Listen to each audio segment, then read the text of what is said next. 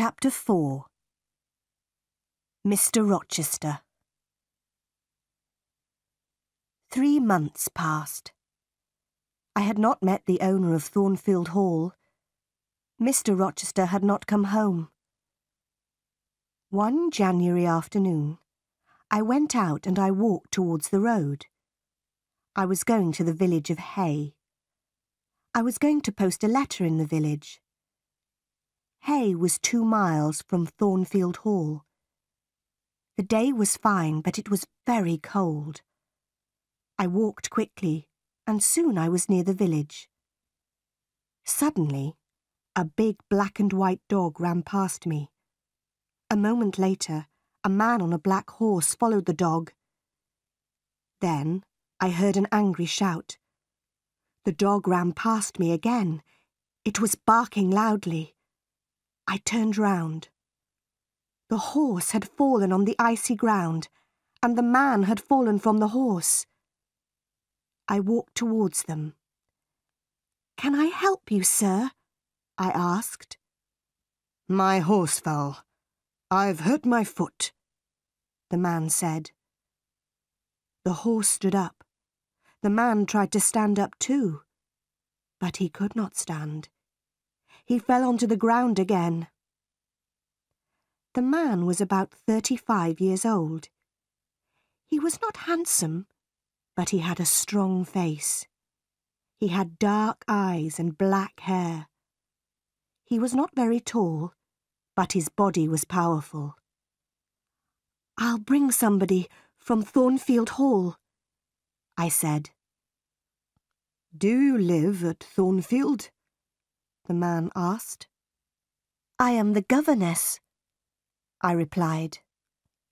"Ah, yes, the governess," the man said.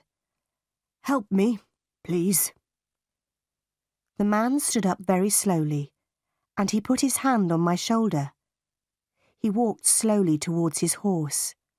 I helped him. He pulled himself onto the horse. "Thank you.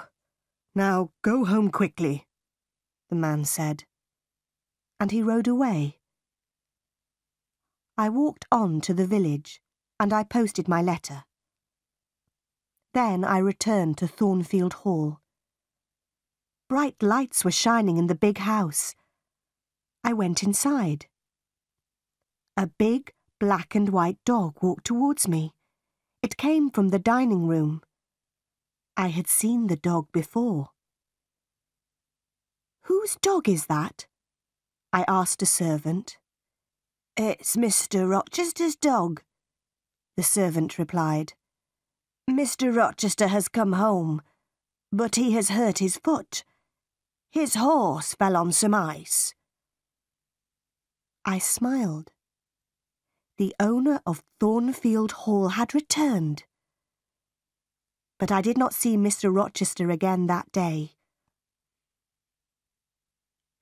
I saw Mr. Rochester the next day. He sent for me in the evening. I put on a clean dress. I brushed my hair carefully. Mr. Rochester was in the large sitting room. He was sitting in a big chair. His right foot was on a small chair. Mrs. Fairfax and Adele were sitting with him. "This is Miss Eyre, sir," Mrs. Fairfax said. Mr. Rochester looked at me. He did not smile. "Sit by the fire, Miss Eyre," he said. "Where have you come from?" "From Lowood School," I replied.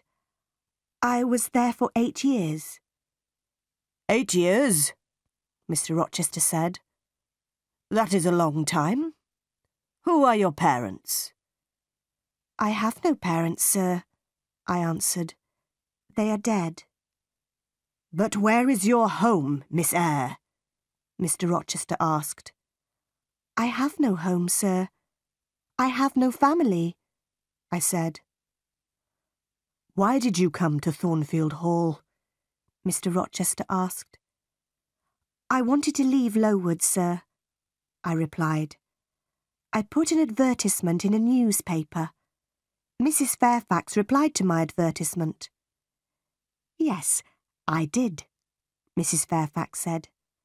Miss Eyre is a good teacher, Mr. Rochester. Mr. Rochester smiled for the first time. You are very young, Miss Eyre, he said. I am 18, sir, I replied. Mr. Rochester smiled again. He did not ask me more questions. After that evening, I did not see Mr. Rochester for a few days. Then, one night, he sent for me again. Sit near me, Miss Eyre, he said.